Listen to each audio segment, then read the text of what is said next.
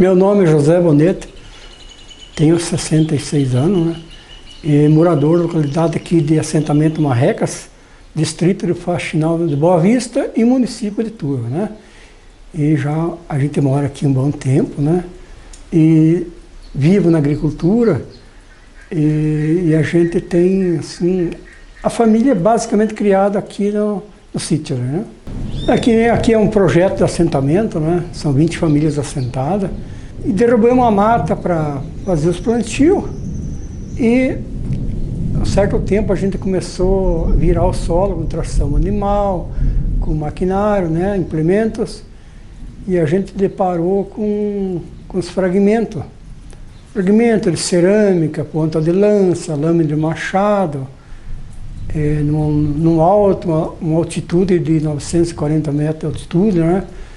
E eu comecei a colecionar, coletar aquilo ali, e a gente procurou uma arqueóloga, né? Ela veio aqui, fez a datação e fez a catalogação, e estamos assim, um bom tempo, né, que a gente guardou, e agora a gente abriu esses artefatos aí para exposição, para o pessoal fazer visitação, o estudo, pesquisa, professores, aluno, né, universitário, até turista a gente recebe aqui para mostrar e contar um pouco essa história, como é que os povos originários habitaram essa região.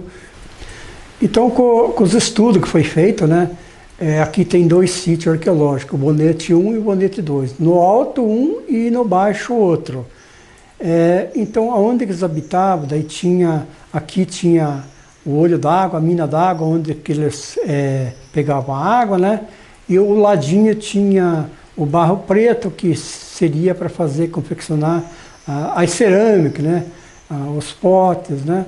Então, aqui tem a trilha que eles subiam, né? Hoje se encontra lavoura, né, agrícola, né, praticamente já não existe mais, né, só tem um local, porque eu conheci, né, quando era mata, ainda que desbravou, né, e desse outro lado aqui também fica essa lomba, daí fica, tinha outro sítio arqueológico também, como eles era nômade, quando escasseava a alimentação, o pinhão, a caça nessa parte, eles se mudavam para outra região. Até inclusive nesse acervo que nós temos aqui, tem peças aqui que é de outros locais, porque era a mesma tribo, né? Só que daí eles se mudavam para outro lugar. Nós tínhamos 2 etnias, o Tupi-Guarani e os Itararé. Os Itararé são os mais antigos, de 3.000, 3.500 anos. E os Guaranis são mais recentes, né, que são os ceramistas, né, que habitaram e vieram depois. Então teve 2 ocupações no mesmo local, né, diferentes fragmentos. Daí os ceramistas, os Tupi-Guarani, daí as pedras polidas seriam, né, os Itararé. Então a gente identificou essas peças ali, né, e tem também peças que veio de outra localidade, como aqui próximo, que seria a frota, o caminho do Piabiru, com certeza houve umas trocas dessas peças, né? Inclusive no meu acervo nós temos umas peças diferentes, né? Que não existem na nossa região, com certeza veio de outros lugares, né? E como existiam essas trocas, e ficou algumas peças, e acabou caindo aqui no meu acervo. Nós temos aqui também os 2 rios, né? Que basicamente passam próximo aqui o sítio arqueológico, que é o rio Marrecas, né, que corta a área indígena atuante hoje, e o rio Cachoeira também, que nasce e passa e se encontra próximo aqui ao sítio arqueológico, e daí deságua no rio Belo e sai no rio Ivaí.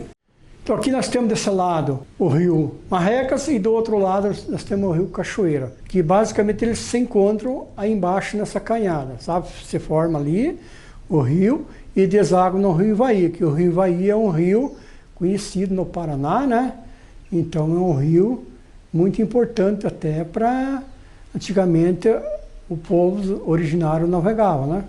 Certamente esses povos originários, né, vieram subindo o rio Ivaí, aí encontraram esses 2 rios, subiram aqui aonde fizeram os seus habitats, que aí tinha o que eles precisavam, que era o pinhão, a caça, né?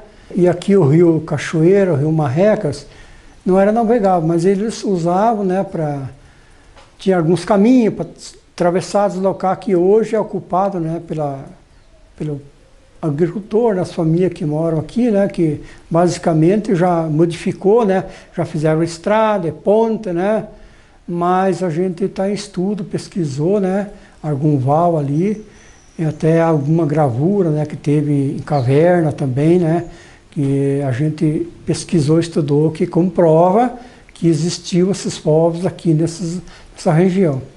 Até inclusive aqui no rio Cachoeira, né, que hoje é uma reserva florestal do assentamento, Marrecas, né?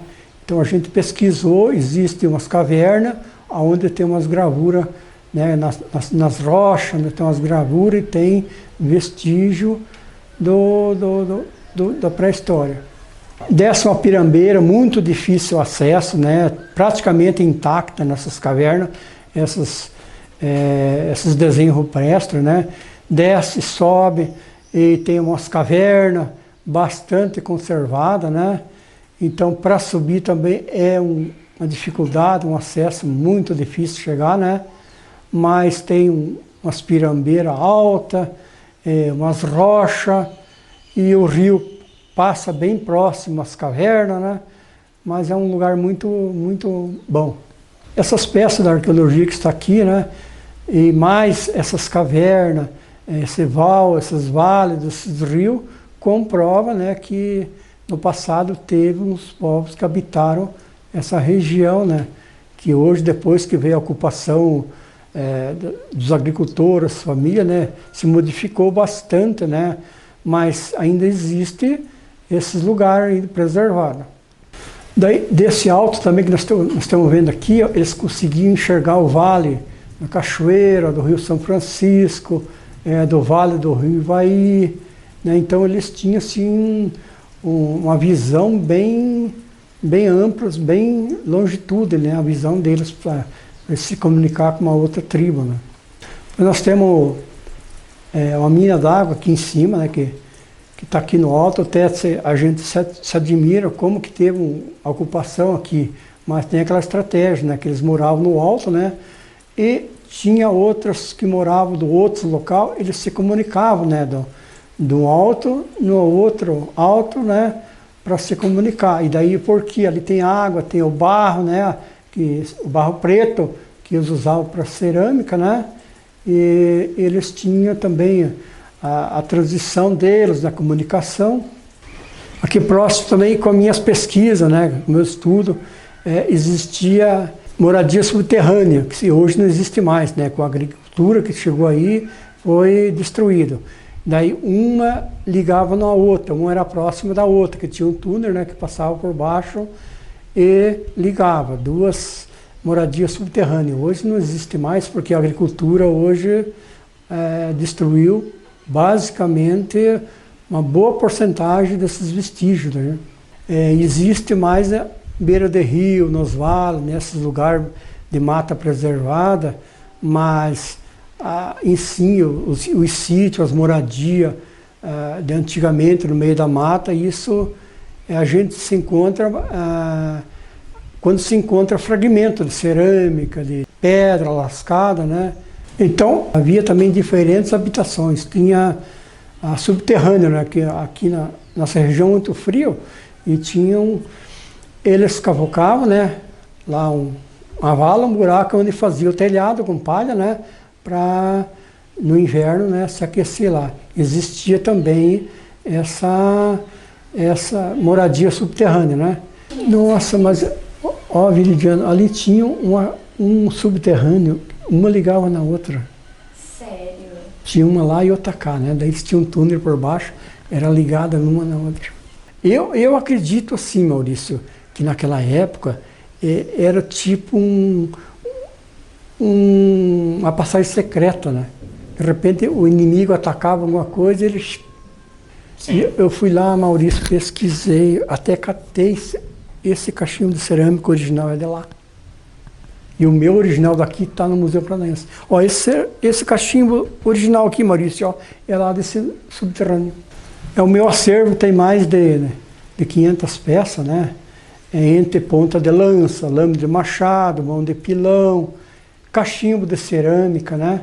Então temos várias peças, uma boa parte também tá no Museu Paranaense, lá em Curitiba, né? Para catalogação e datação, né?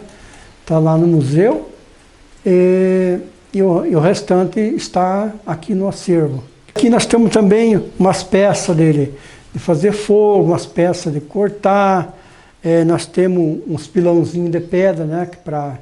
Que seria para socar o pinhão, socar a raiz, fazer o chá, o remédio. Nós temos também ponta de lança também de pedra lascada.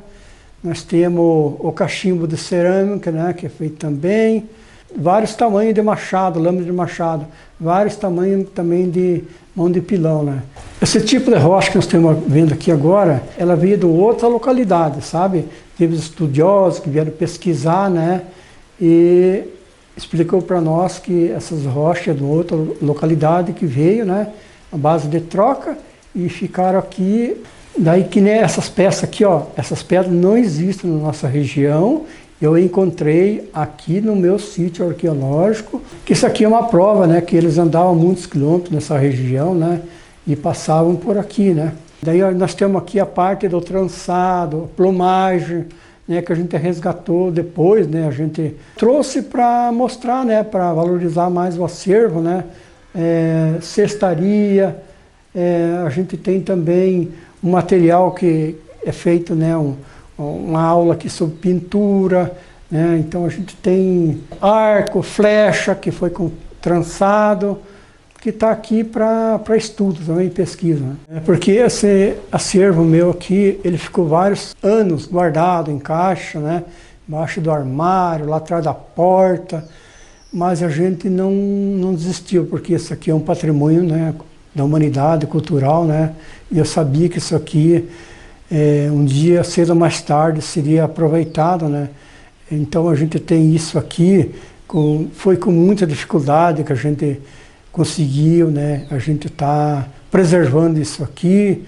Então hoje nós recebemos grupos, turistas, pessoas estudiosas, né? Que vêm visitar nós aqui, porque muitas vezes a gente foi na escola estudar, estudado lá a história, né, do Egito Antigo, das peças, mas muitas vezes também nós pisamos em cima das nossas antiguidades, né, a nossa própria história e não conhecemos.